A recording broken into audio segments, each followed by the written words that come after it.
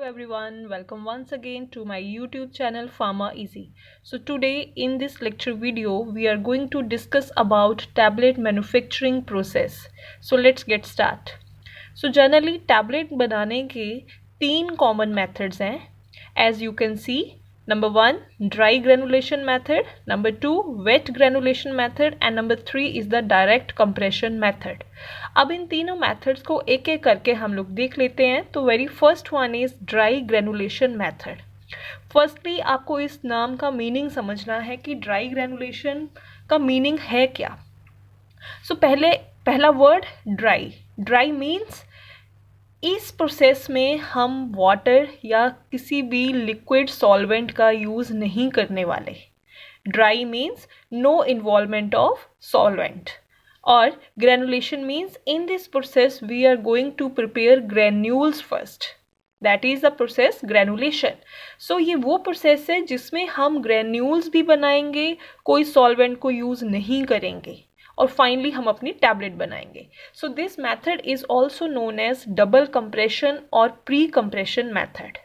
अब इसे ऐसा क्यों बोलते हैं वो आप समझ जाओगे जब हम इस प्रोसेस को डिस्कस करेंगे. So ये मेथड हम स्पेशली उन मटेरियल्स के केस में यूज़ करते हैं जिनमें अपने आप बाइंड करने की प्रॉपर्टी होती है. अदरवाइज पार्टिकल्स को एक दूसरे के साथ बाइंड करना हो तो हमें क्या ऐड करना पड़ता है, बाइंडिंग एजेंट्स ऐड करने पड़ते हैं. That is generally in liquid form. तो बट यहाँ पे हम कोई लिक्विड यूज़ नहीं कर रहे, ये ड्राई ग्रेनुलेशन मेथड है. तो इट मीन्स जो एक्सीपिएंट्स हम यूज़ करेंगे उनमें अपने आप इनहेरेंट बाइंडिंग प्रॉपर्टीज़ होनी चाहिए. एक दूसरे के साथ बाइंड करने की प्रॉपर्टी उनमें पहले से ही होनी चाहिए. तो उन मटेरियल के केसेस में हम यूज़ कर सकते हैं ड्राई ग्रेनुलेशन मेथड. अब ये प्रोसेस है क्या. सो ड्राई ग्रेनुलेशन मेथड में आपको करना क्या है, सबसे पहले ड्रग और डाइल्यूटेंट एंड लुब्रिकेंट. ड्रग और ये जो दो एक्सीपिएंट्स हैं इन्हें आपको वे कर लेना है. जितनी क्वांटिटी इनकी चाहिए उतना वे करने के बाद आपको इन्हें अच्छे से मिक्स करना है. That process is called mixing और आप उसे बोल सकते हो ब्लेंडिंग. मिक्स करने के बाद आपको क्या करना है, ये जो आपने मिक्स करा मटेरियल इसको आपको कंप्रेस करना है. उस स्टेप को हम लोग बोलते हैं प्री कंप्रेशन. आपको फोर्स अप्लाई करके इस मटेरियल को कंप्रेस करना है. कंप्रेशन फोर्स अप्लाई करने से क्या होगा, सारे पार्टिकल्स एक दूसरे के साथ बाइंड कर जाएंगे by the application of force और वहाँ पे एक रफ टैबलेट फॉर्म हो जाएगी. This is not your final tablet, rough tablet form हो जाएगी जिन्हें हम टेक्निकली क्या बोलते हैं, slug. There will be slug formation. Okay, इस स्टेप को और हम क्या बोलते हैं, स्लगिंग, जिसमें स्लग्स की फॉर्मेशन हो जाती है. जब वो स्लग फॉर्म हो गए फिर हमें क्या करना है, उसे ब्रेक करना है. स्लग्स को ब्रेक करना है और उसे छोटे पार्टिकल्स में, छोटे साइज में कन्वर्ट करना है. That is called size reduction और हम उसे बोल सकते हैं मिलिंग. साइज रिडक्शन के बाद हमें इस मटेरियल को अब पास करना है थ्रू द सीव और जिसे हम बोलते हैं सीविंग या स्क्रीनिंग. सीव के थ्रू जैसे ही आप पास करोगे आपके नीचे, सीव के नीचे मटेरियल कोलेक्ट हो जाएगा जिसको हम लोगों ने फिर मिक्स कर देना है with rest of the excipients, disintegrant, glidant and lubricant. इनके साथ मिक्स कर देना. Half of the quantity of lubricant we have added in the first step, half quantity we have to add it in this step. फिर sieve के through pass होने के बाद जो आपका फाइनल मटेरियल कोलेक्ट होगा उसमें आपको इन तीनों इंग्रेडिएंट्स को मिक्स कर देना है and mixing should be uniform. अच्छे से जब वो मिक्स हो जाएगा मटेरियल फिर हमें उसे टैबलेट कंप्रेशन मशीन में ट्रांसफ़र करके कंप्रेस कर देना है और आपकी फाइनल टैबलेट फॉर्म हो जाएगी. अब आप समझ गए होंगे कि इस प्रोसेस को डबल कंप्रेशन क्यों बोलते हैं, क्योंकि जो कंप्रेशन है वो 2 बार किया जा रहा है यहाँ पे, फर्स्ट एंड सेकेंड. 2 बार हम लोग कंप्रेशन फोर्स अप्लाई कर रहे हैं. So this process is called double compression. और प्री कंप्रेशन क्यों बोलते हैं, फाइनल कंप्रेशन करने से पहले भी हमें कंप्रेशन करना पड़ रहा है तो इसे हम लोग बोलते हैं प्री कंप्रेशन. सो ये मेथड हम उन मटेरियल्स के लिए यूज़ करते हैं विच आर हीट सेंसिटिव और moisture sensitive. Heat sensitive means जो हीट के कांटेक्ट में आने से खराब हो जाएंगे, डिग्रेड हो जाएंगे, क्योंकि इस मेथड में हम कोई भी ड्राइंग का स्टेप फॉलो नहीं कर रहे.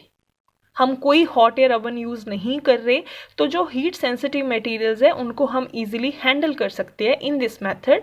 And second, moisture sensitive. Also आपने देखा कि इस पूरे के पूरे मेथड में हमने कोई भी लिक्विड इन्वॉल्वमेंट नहीं है इस पूरे के पूरे मेथड में. तो इट मीन्स जो मटेरियल मॉइस्चर के कॉन्टेक्ट में आके ख़राब हो जाते हैं उनको भी हम इस मेथड में यूज़ कर सकते हैं for tablet formulation. So this is the dry granulation method, the very first one. Now बात करते हैं second method की, which is wet granulation method. A wet granulation method, ये method पहले इसका मीनिंग समझ लो.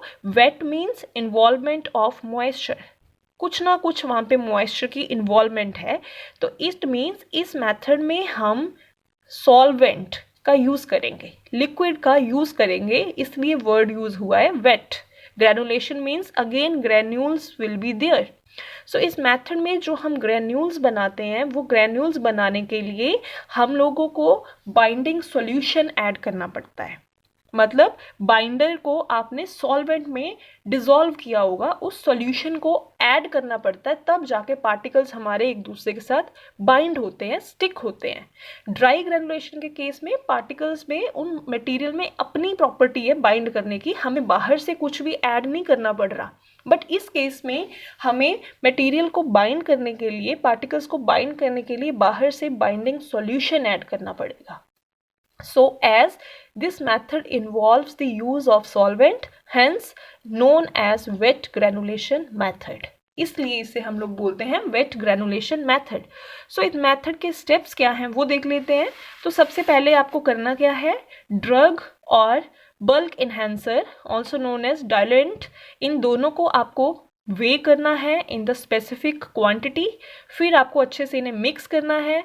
मिक्स करने के बाद आपको इसमें ऐड करना है binding solution. Binding solution example लेते हैं स्टार्च पेस्ट. स्टार्च को पहले लेके आपको डिस्टिल्ड वाटर में डिसॉल्व करना है with the application of heat. Dissolve होने के बाद जब स्टार्च पेस्ट आपका रेडी हो जाएगा, फिर आपको उसे ड्रॉप बाय ड्रॉप अपने इस मटेरियल में ऐड करना होता है. तो यहाँ पे भी बाइंडर सॉल्यूशन को आपको ऐड करना है in the drug and excipient mixture. जैसे ही आप ऐड करोगे पार्टिकल्स एक दूसरे के साथ बाइंड कर जाएंगे and there is the formation of damp mass, एक मास प्रोड्यूस हो जाएगा. राइट यहाँ पे अब हम एग्जाम्पल लेते हैं कि घर पे जब हम खाना बनाते हैं तो आटा गूंथते हैं, तो आटा भी क्या है, that is very fine powder. अब पार्टिकल्स एक दूसरे के साथ कैसे बाइंड करते हैं, जब हम उसमें क्या ऐड कर देते हैं, water. So in that case water act as binding solution, जो हेल्प करता है कि वो सारे के सारे पार्टिकल्स एक दूसरे के साथ बाइंड कर जाएं, तब हम लोग उसकी रोटी बना पाते हैं. तो similarly in that case water will act as binding solution. So here we are using starch paste. Other example you can take gelatin solution. We can also use that as binding solution. तो जब हमारा वो damp mass बन जाएगा, फिर हम लोग उसे पास करेंगे through the screen, sieve. Why we call it wet? Because वो मटेरियल में क्या है अभी हमारा मॉइस्चर, तो हम उसे as such sieve के थ्रू पास करेंगे, तो नीचे हमारे क्या कलेक्ट हो जाएंगे, ग्रैन्यूल्स. सीप के नीचे क्या कलेक्ट हो जाएंगे, ग्रैन्यूल्स. वो जो ग्रैन्यूल्स है अभी उनमें क्या है, मॉइस्चर. तो उस मॉइस्चर को रिमूव करने के लिए हमें उसे क्या करना पड़ेगा, ड्राई. सो ड्राई करने के लिए हम लोग उन ग्रैन्यूल्स को प्लेस कर देंगे in hot air oven at particular temperature for particular period of time. Dry हो जाने के बाद हम लोग फिर से उसे पास करेंगे थ्रू द सीव.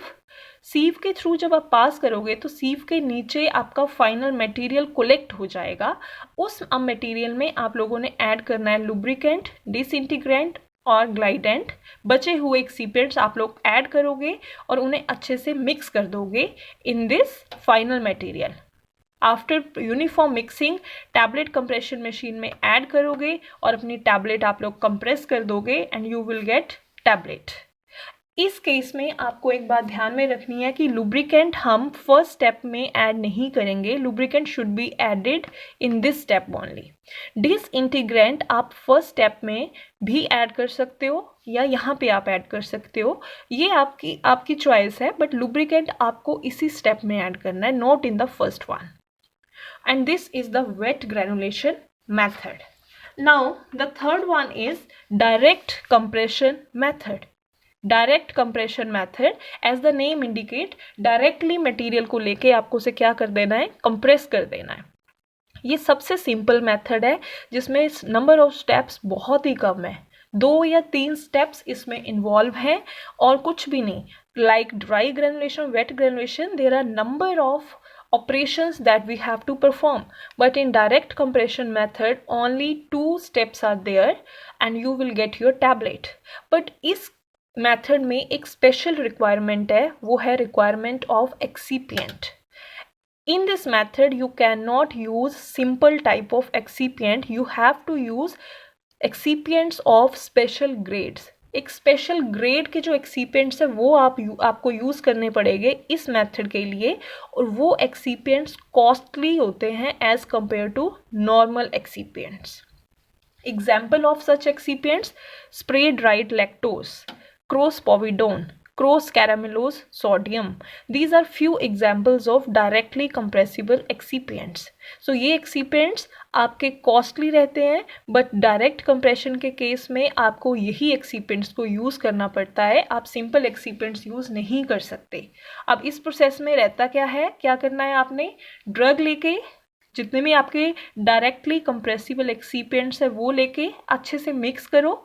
मिक्स करने के बाद वे कर लिया, वेट स्पेसिफिक क्वांटिटी, जितनी जितनी क्वांटिटी चाहिए वो लेके अच्छे से उसी मिक्सिंग करी.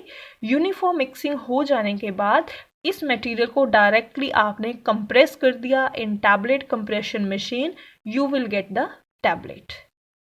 सो this is direct compression method, जिसमें मैं फिर से रिपीट कर रही हूँ. The only requirement for this method is directly compressible excipients having special grade. ये एक्सीपिएंट्स आपको चाहिए होते हैं इस मेथड को यूज करने के लिए. So this is all about all the 3 methods which are generally used for the formulation of tablets. I hope all the points are clear to everyone.